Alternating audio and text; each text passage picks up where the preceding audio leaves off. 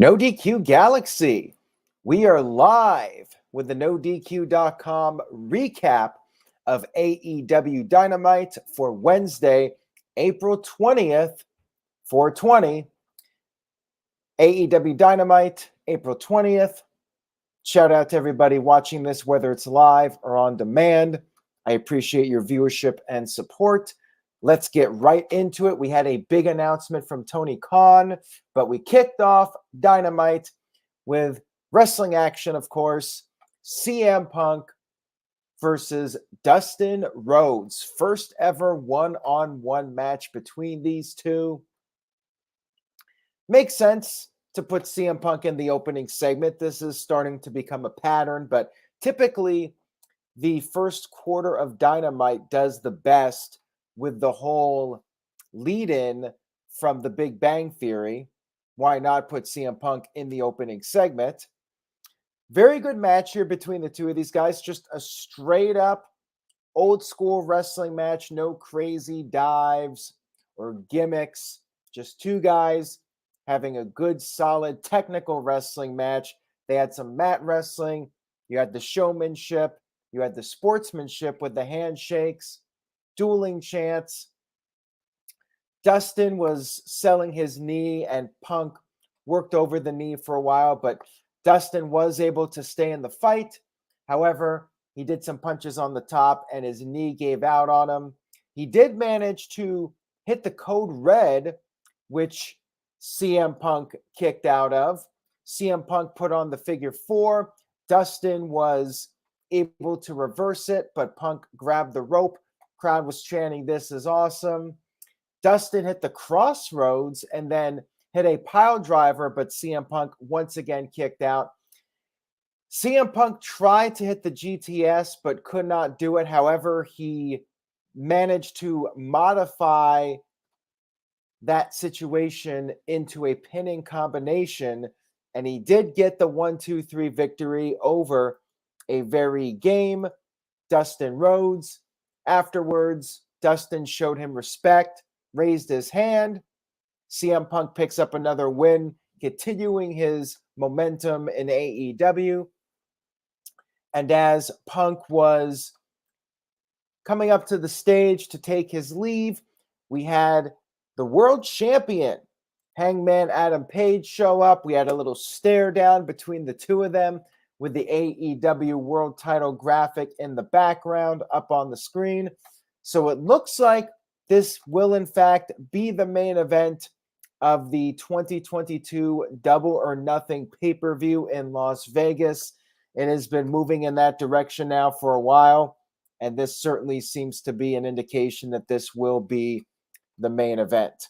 Good match here. CM Punk looking like a worthy challenger. Now, the question is, do you go with the title change? I guess there are arguments for both. Page should keep going as champion, but at the same time, there are people that think Page has not really felt like a main event caliber star despite being the champion. Should CM Punk get the title and maybe have a big match after that at the next pay-per-view, which we will get to here in just a few moments. So stay tuned.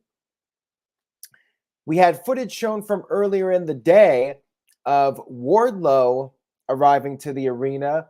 He was confronted by Smart Mark Sterling, who had some rules that MJF made in exchange for Wardlow being able to compete on Dynamite. One of those things being that Wardlow had to be handcuffed until his match.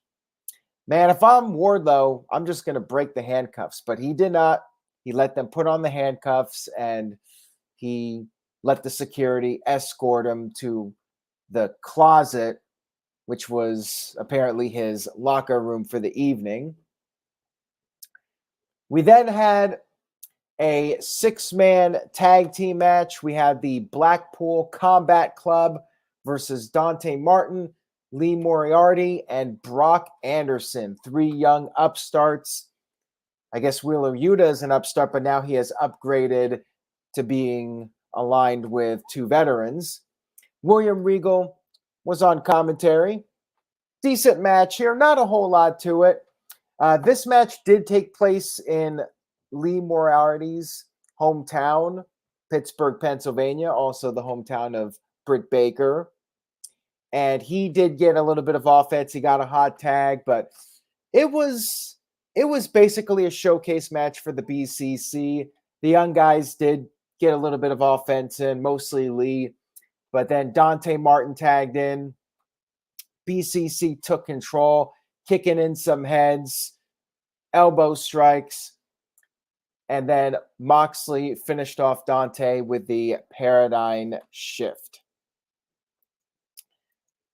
We had Kyle O'Reilly along with the rest of the Undisputed Elite backstage, the Young Bucks, Adam Cole, Bobby Fish.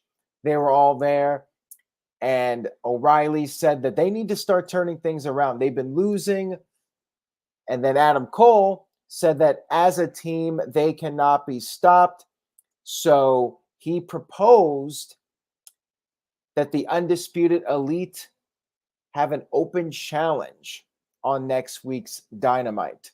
And I believe that was made official for next week. 5 upstart guys. Dante Martin might be in there again, but five of the lesser guys are going to be going up against the Undisputed Elite on next week's Dynamite. I missed the names because I'm jumping ahead here a little bit, but Excalibur at the end, towards the end of the show, he was going over all the matches for next week's Dynamite and Rampage this Friday. And he was talking so fast, he was talking as quickly as possible in 30 seconds to recap what all the matches are coming up. And yeah, I kind of missed the details. The graphic was only up for like 3 seconds. We had a video package recapping what happened with Samoa Joe and Satnam Singh. And basically, Singh is going to carry on the legacy of Sanjay Dutt. According to Dutt, he's the greatest wrestler ever to come from India. And Singh said that Joe's time is coming. We then had the big announcement. Tony Khan came up to the stage with Tony Schiavone, and then Khan brought out the president of New Japan Pro Wrestling. However, before they could make the announcement, Adam Cole interrupted on the big screen from the backstage area and said the announcement. He said he's going to let everybody know that coming up Sunday, June 26th, it will be a joint pay-per-view with AEW and New Japan Pro Wrestling, properly called the Forbidden Door, since that's the phrase they've been using for the past few years. It is official. AEW, New Japan doing their own joint show. And then Cole brought out Jay White to the stage. Jay White talked about how he was part of the Ring of Honor New Japan show that sold out Madison Square Garden. He says that despite everything that's been happening, it's still the era of the Undisputed Elite and the Bullet Club. So there you have it. What do you guys think about this announcement? I did mention this on Twitter that I think it's a huge deal to your most die-hard wrestling fans, the people that follow New Japan. This is a huge deal. For the rest of the wrestling community, people that do not watch New Japan, probably nothing to really write home about. I have not watched New Japan since 2018. I really don't know all that much that's going on there.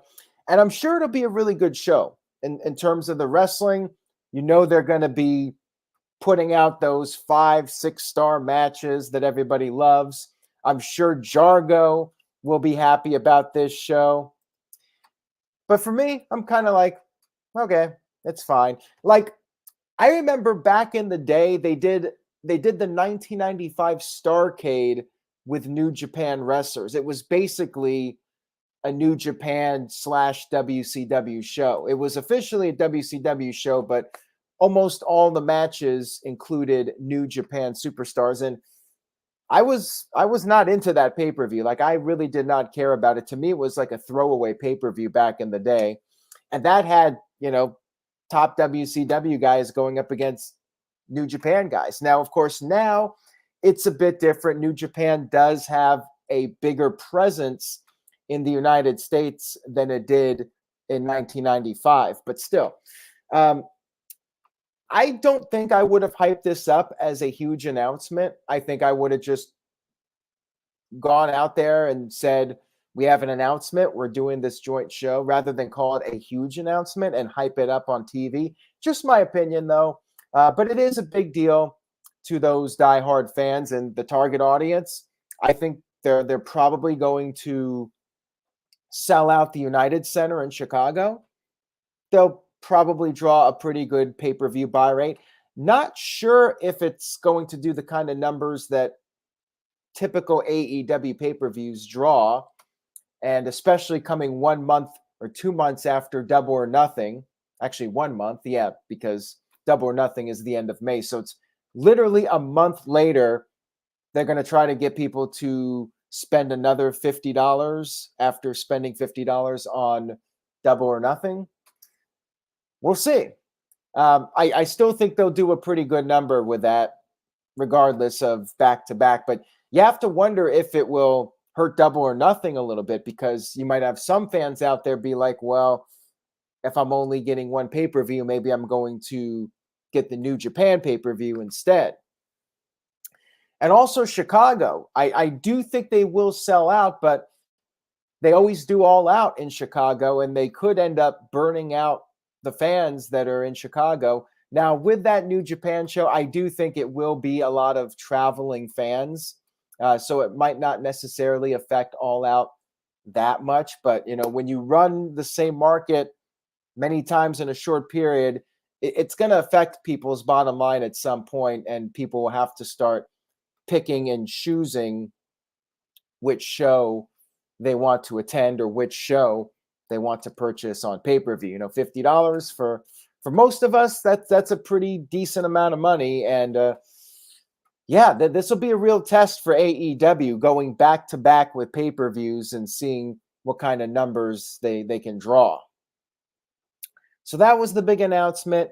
Stay tuned to NoDQ.com for all the latest updates regarding that. And we had a backstage segment with Jade Cargill and the Baddies, and she hyped up her match with Maria Shafir this Friday on Rampage. Spoiler alert, even though the spoilers haven't come out yet. I think it's like 99% a sure thing that Jade Cargill will retain the TBS title. We even had a little tease of a future opponent for Jade Cargill. We'll get to that here in a few moments. We had Wardlow versus the Butcher, and MJF, Sean Spears, they were in a luxury box. MJF got on the mic and said Wardlow is a nobody, and he will come to the ring with no music, no fanfare. Wardlow was escorted by security, still handcuffed, but once he got into the ring, they took off the handcuffs, and we had our match. Traded blows back and forth. Butcher started throwing chairs into the ring. Referee got rid of them, and Butcher was able to get the upper hand for a little bit. He slammed Wardlow onto the apron. However, he could not put away Wardlow. And then Wardlow pulled the straps down, met business. He hit the power bombs. He hit 4 of them total and pinned the Butcher. MJF, of course, not happy about this. He cut a backstage promo later on in the show, said that now he needs a snake to finish off Wardlow. And all it takes is one bite from that snake. Ain't that right, Mr. Roberts? And Jake the Snake Roberts appeared on the screen.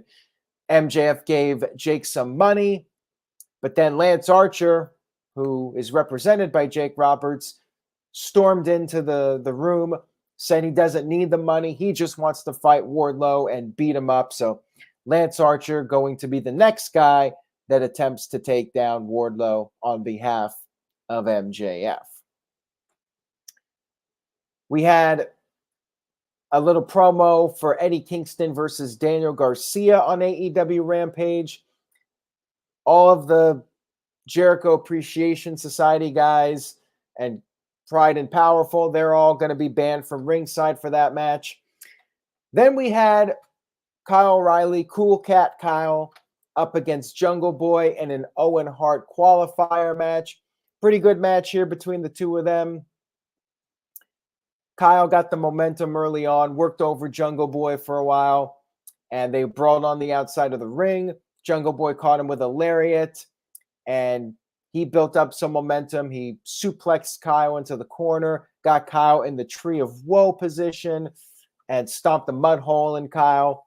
But then Kyle kicked out of a pinfall attempt, got on an ankle lock, but Jungle Boy countered that, got the snare trap on. Kyle escaped from that, and then Kyle was able to finish off Jungle Boy with a diving knee off the top. Kyle O'Reilly advances into the Owen Hart Memorial Tournament, which starts in early May. We had Hook making his first in-ring match appearance on AEW Dynamite, and he picked up a very quick win over an enhancement talent. And then Danhausen appeared. He once again tried to curse Hook. For the past several weeks, he has been unsuccessful in cursing Hook. So he got in the ring, said he's had enough. Since Hook will not be cursed, the next thing is for Hook to fight Danhausen. And Hook just blew him off, bumped right into Danhausen as he took his leave. But I'm guessing we should see Danhausen back in action pretty soon. He's been injured, and we'll have Hook versus Danhausen at some point in the near future, it looks like.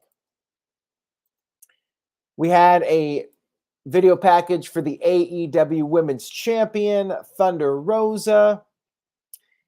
And then we had Sammy Guevara and Ty Conti in the ring cutting a promo to celebrate Sammy Guevara winning back the TNT title. Third reign now. He won it at Battle of the Belts 2 on Saturday night.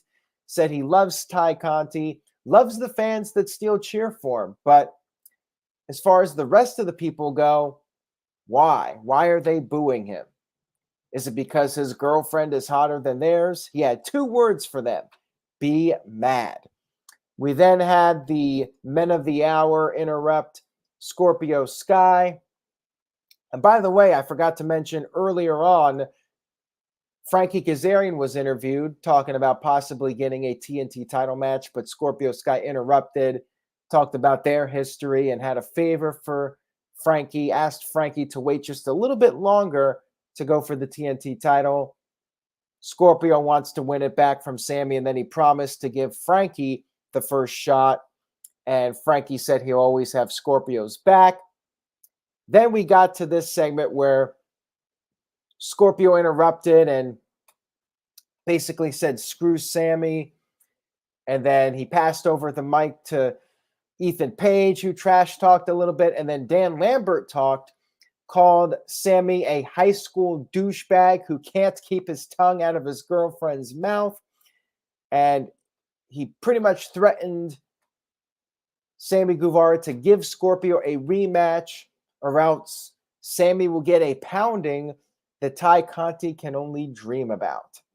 Sammy then said that he doesn't give a shit about Dan Lambert, and Dan Lambert's grandfather said he only cares about a match. And he said he will fight Scorpio Sky in a rematch. However, at some point in time, he wants a mixed tag team match with him and Ty against Paige Van Zant and one of the Men of the Year guys. And Sammy also said that next week for the TNT title, the rematch, him versus Scorpio Sky, it will be a ladder match. Felt like a double turn. Sammy was acting heelish and called out the people that were booing him, and Dan Lambert wasn't saying anything bad about the crowd. So, yeah, it definitely looks like a double turn. Scorpio Sky acting cool with Frankie Kazarian.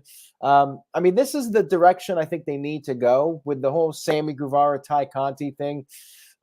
It's just not going to work out as a babyface act. I think they had to do the heel turn here.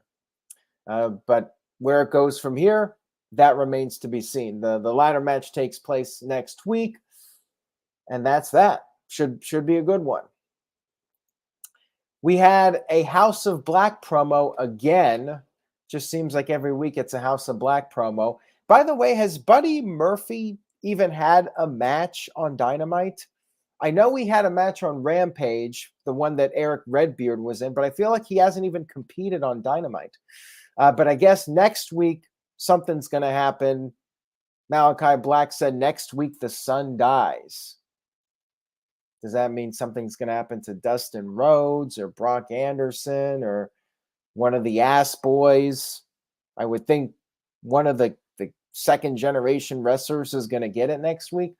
Did not really make it clear, but yeah, I guess that's the tease for next week. And then right at 9:30, guess what happened? We had a women's match. We had Danielle Camel, formerly known as Vanessa Bourne in WWE. She went up against the returning Britt Baker, first time we've seen her since the St. Patrick's Day Slam. She had a couple of Pittsburgh Steelers players with her. I'm sure Big G was up out of his seat for that one. Britt Baker's parents were at ringside. Britt Baker acting like a total baby face here. Picked up a pretty easy win with a curb stomp and then the lockjaw. Cut a promo after the match. Said that there is finally a woman in the ring who knows how to use a mic. Said the women's division is a disaster without her. Said Ruby Soho needs to run away. And if Tony Storm thought that the cake in the face was bad in WWE, didn't say WWE, but made that reference, said if that was bad, wait till Jamie Hayter gets a hold of her. And Tony will want to leave AEW as well. And then brought up Jade Cargill. I mentioned Jade Cargill earlier, a possible future opponent. Britt said that Jade called Pittsburgh ugly, but the only people that actually want to see Jade Cargill are the baddies that she gave free tickets to. And she said that she, Britt Baker, is the baddest bitch on the block and vowed to win the Owen Hart tournament that's coming up. So, yeah, I'm thinking maybe we'll see Britt Baker go after Jade Cargill at some point. Definitely felt like a babyface turn for her. I mean, of course she's going to be a babyface in Pittsburgh, but there was that little tease for a match with Jade Cargill. So, yeah, pretty good stuff here from Britt Baker. I'm all for the babyface turn. We had a little promo for Hikaru Shida versus Serena Deeb. They're going to have a Philly street fight on next week's show. Excalibur, like I said, had about 30 seconds to announce like 10 matches for Rampage and next week's Dynamite. Man, the guy was talking very fast. And then we had our main event of the evening, Darby Allin versus Andrade in a coffin match. You had immediate interference from The Blade and Mark Quinn, and they were brawling on the outside of the ring. Darby had his skateboard and he was using it, but Andrade got the skateboard, used it on Darby, and then all of a sudden, a person in the crowd wearing a Sting mask took off the mask, and it was Sting. Sting attacked Quinn and Blade, and then Quinn tried to use a chair on Sting, but Sting no-sold it. Sting was on top of this platform, that leads to the concession area, the walkway. There's the platform there. Sting jumped off that platform onto the guys below. And then we finally had Andrade versus Darby one-on-one back in the ring.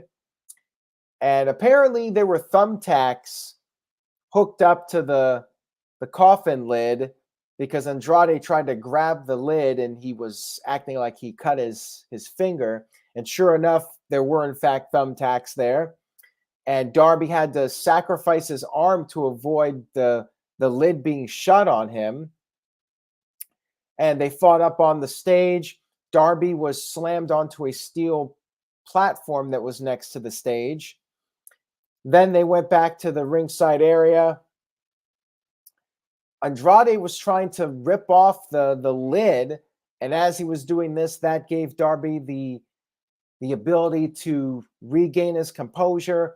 Darby hit a tope suicida, sent Andrade into the coffin, and he was slamming the lid down. Jose, the assistant, tried to make the save, but he got slammed. He got back body dropped, actually, onto the coffin. And then Andrade was finally finished off. Darby slammed the lid shut. Darby picks up the win in the coffin match, his specialty. And then afterwards, Sting came down to the ring to celebrate. And also the Hardys came up on the stage and they gave an applause to Darby Allin. So good main event here. Overall, good show. Not an all-time great Dynamite, but I thought it was very solid. You had some good wrestling. You had the Tony Khan announcement. Everything was pretty good. So I'm going to give it a solid B. Probably a somewhat recommend. Not a show that you absolutely have to go out of your way to watch, but it was a typical good Dynamite. Nothing that I would say was bad on the show, but nothing that I would probably remember a week or two down the line. So all in all, just a good 2 hours of wrestling action, couple storylines thrown in here or there. Good show overall. That was Dynamite, everybody. Thank you guys for tuning in. I appreciate your viewership and support. I appreciate it. Stay tuned to NoDQ.com for the very latest news and rumors. And remember, say yes to NoDQ.com. Take it easy, everybody, and I will see you all. Wait a second. We're not done yet. We are back here. Dylan sent in a $10 super chat. Thank you for that, Dylan. So I'm back here for a few more minutes. Dylan said, honestly, anyone who's hating the announcement are jealous. WWE fans who are mad that New Japan is working with AEW and not WWE. You don't need to be a New Japan Pro Wrestling fan to appreciate this. This benefits all wrestling. Like I said, I'm sure it will be a good show. I wish I could share the enthusiasm that other fans have, but I do not follow New Japan. Last show I went to, Dylan, was, well, I mean, I've only been to one New Japan show, but the last time I watched New Japan was that show in San Francisco in 2018. I haven't watched it since. But like I said, I think it'll be a really good show, and it's definitely a good thing to have promotions working together and giving fans matches that they haven't seen or haven't seen in a long time. We'll see what the card ends up being for this show. But yeah, I think it will definitely help out AEW as far as their relations with New Japan and trading talent and that sort of thing. And if AEW goes to Japan, it's good to have that working relationship, no doubt about it, especially for a company that's only 3 years old, building that foundation and building up good relationships with other companies. It's definitely a win for the company and a win for the fans of AEW. Anyways, guys, that's it for tonight. Thank you all for tuning in. I'm sure we'll talk about this more on the No DQ review. People talking about Virtue will probably criticize the announcement, but we'll see. Maybe he'll surprise us. For that, you'll have to tune into the No DQ review. Take care, everybody. Enjoy the rest of your week, and I will see you all next time.